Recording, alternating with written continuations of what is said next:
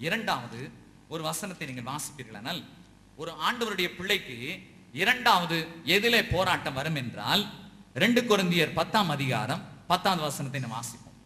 2 கொரிந்தியர் 10:10. அவருடைய நிருபங்கள் பார யோசனையும் பலமுள்ளவைகள், சரீரத்தின் தோற்றமோ பலவீனமும் வசனம் அற்பமுமாய் இருக்கிறது என்கிறார்களே. இந்த வசனத்தை வாசிக்கும் பொழுது பவுல் அப்போஸ்தலனை குறித்து அந்த இடத்துல எழுதப்பட்டிருக்கிறது. பவுல் அப்போஸ்தலன் பவுலுடைய வாழ்க்கையில அவனுடைய சரீரத்தின் தோற்றம் பலவீனமாய் இருக்கிறது என்று வேதம் சொல்லுகிறது. பவுல் ஒரு பலவீனமான மனுஷன்.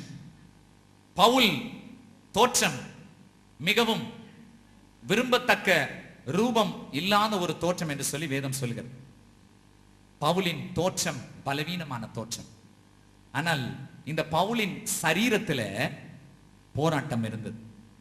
வேத வசனத்தை நீங்கள் வாசிப்பீர்களானால் 2 கொரிந்தியர் 12ஆம் அதிகாரம் 7ஆம் வசனத்தை நீங்கள் வாசிப்பீர்களானால் படிப்போம். அன்றியும் எனக்கு வெளிப்படுத்தப்பட்டவைகளுக்குரிய மேன்மையின் நிமித்தம் நான் என்னை உயர்த்தாதபடிக்கு என் மாமிசத்திலே ஒரு முள் கொடுக்கப்பட்டிருக்கிறது. வல்லமையாய் ஊழியம் செய்த ஊழியக்காரனுடைய வாழ்க்கையில ஒரு முள் காணப்பட்டது. 13 நிருபங்களை எழுதிய ஊழியக்காரனுடைய வாழ்க்கையில முள் காணப்பட்டது. சரீரத்திலே எப்பொழுதும் ஒரு முள் காணப்பட்டது. அவனுடைய தோற்றம் அற்பமான தோற்றமாய் இருந்தது.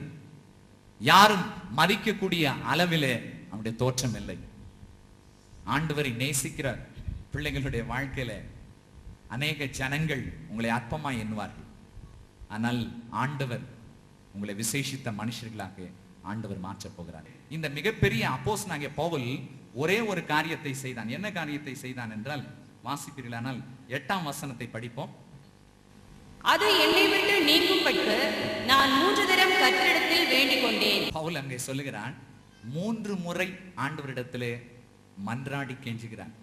ஆண்டவரே, எப்படியாகிலும் இந்த வேதனை என்னை விட்டு எடுத்து போடு, இந்த முள் எனக்கு வேண்டாம் என்று சொல்லுகிறான். இந்த வேதனை எனக்கு வேண்டாம் என்று சொல்லுகிறான். பவுல் அங்கே சொல்லுகிறான், இந்த முள் எனக்கு வேண்டாம். நம்மை போலவே மிகப்பெரிய ஊழியக்காரனாகிய பவுலும் சொல்லி இருக்கிறான். மிகப்பெரிய அப்போஸ்தலனாகிய பவுலும் சொல்லுகிறான், இந்த முள் எனக்கு வேண்டாம், இந்த பாடுகள் எனக்கு வேண்டாம். இந்த வசனத்தை வாசிக்கும் பொழுது இந்த முள் என்னை விட்டு நீங்கும்படிக்கு மிகப்பெரிய ஊழியக்காரனே விதமான ஜெபத்தை செய்திருக்கிறான். நீங்களும் நானும் ஏமாத்திரம். பாடுகள் வரும் பொழுது, வேதனைகள் வரும் பொழுது ஏமாத்திரம். இந்த பவுல் செய்த ஒரு காரியம், 3 தரம் ஆண்டவரிடத்துல இந்த முள்ளை எடுத்து போடும் ஆண்டவரே, இந்த வேதனையை எடுத்து போடும் ஆண்டவரே, இந்த துக்கத்தை எடுத்து போடும் ஆண்டவரே என்று சொல்லி 3 முறை தொடர்ந்து அவன் ஜெபித்தான். அநேக விசுவாசிகள் கூட சில நேரங்களில் ஜெபிக்கிறார்கள், ஆண்டவரே இந்த காரியத்தை என்னிலிருந்து எடுத்து போடும், இந்த உபத்திரவம் எனக்கு வேண்டாம், இந்த நிந்தனைகள் எனக்கு வேண்டாம், நான் உம்மை ஏற்றுக்கொண்டிருக்கிறேன், உம்முடைய பிள்ளையா இருக்கிறேன், எனக்கு உபத்திரவமே இல்லாத ஒரு வாழ்க்கையை தாரும். உலக மனிதர்களை நான் பார்க்கிறேனே, அவர்கள் வேண்டியதெல்லாம் பெற்றுக் கொள்ளுகிறார்களே, அவர்கள் விரும்புவதெல்லாம் நடக்கிறதே, உம்மை உண்மையாய் பின்பற்றுகிறேனே, பரிசுத்த ஆவியின் வல்லமையை பெற்றிருக்கிறேனே, வரங்களை பெற்றிருக்கிறேனே, தீர்க்க தரிசனம் உரைக்கிறேனே, ஊழியம் செய்கிறேனே, என் வாழ்க்கையில ஏன் முள், என் வாழ்க்கையில ஏன் உபத்திரவம், இந்த உபத்திரவம் என்னை விட்டு நீங்கட்டும் என்று சொல்லி நீங்கள் ஜெபித்துக் கொண்டிருக்கலாம். பவுல் ஜெபித்தது போல, பவுல் கண்ணீர் வடித்தது போல, பவுல் புலம்பினது போல நீங்களும் புலம்பிக் கொண்டிருக்கலாம். ஒரே ஒரு காரியத்தை சொன்னார். என்ன காரியம் தெரியுமா? படிப்போம் அந்த வசனத்தை. அதற்கு அவர், என் கிருபை உனக்கு போதும். கர்த்தர் பேசின ஒரே ஒரு காரியம், என் கிருபை உனக்கு போதும், இந்த முள்ளை நான் எடுத்து போடுகிறேன் என்று சொல்லவில்லை. 38 வருஷம் வியாதியா இருந்த மனுஷனை பார்த்து தேடி போய் அற்புதத்தை அவனுக்கு செய்தார். தேடி போய் அற்புதத்தை செய்தார். அநேக வியாதியுள்ள மனுஷர்களை பார்த்து, நீ சுகமாக வேண்டும் என்று விரும்புகிறாயா, நீ பார்வையடைய வேண்டும் என்று விரும்புகிறாயா என்று சொல்லி சாதாரண மனிதர்களை பார்த்து ஆண்டவர் கேட்டார், அவர்களுக்கு அற்புதத்தை செய்தார். ஆனால் விசேஷமான பிள்ளைகளுக்கு கர்த்தர் எவனிடத்தில் அன்பு கூறுகிறாரோ, எவனை நேசிக்கிறாரோ, எவன் மீது பிரியம் வைத்திருக்கிறாரோ, எவளை நேசிக்கிறாரோ, எவளை மகிமையான பாத்திரமாய் மாற்ற விரும்புகிறாரோ, அவர்களுடைய வாழ்க்கையில முள் காணப்படும். ஏன் அனுமதிக்கிறேன்? நான் உன்னை நேசிக்கிறேன். ஏன் அனுமதிக்கிறேன்?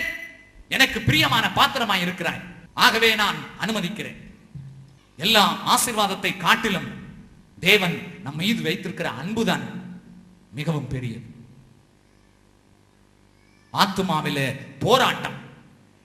ஆண்டவரை ஏற்றுக்கொண்ட பிள்ளைகளின் வாழ்க்கையிலே ஆத்துமாவிலே போராட்டம் வரும். தாவீதின் வாழ்க்கையிலே போராட்டம் வந்தது, யோபுவின் வாழ்க்கையிலே போராட்டம் வந்தது, பவுலின் சரீரத்திலே போராட்டம் வந்தது. அவன் ஜெபித்தான், ஆனால் ஆண்டவர் சொன்ன பதில், என் கிருபை உனக்கு போதும் என்று சொன்னார். அப்ப என்ன கஷ்டம் வந்தாலும் எவ்வளவு நாளைக்கு பொறுத்து கொண்டு இருப்பது என்று சொல்லி நீங்க கேட்கலாம்.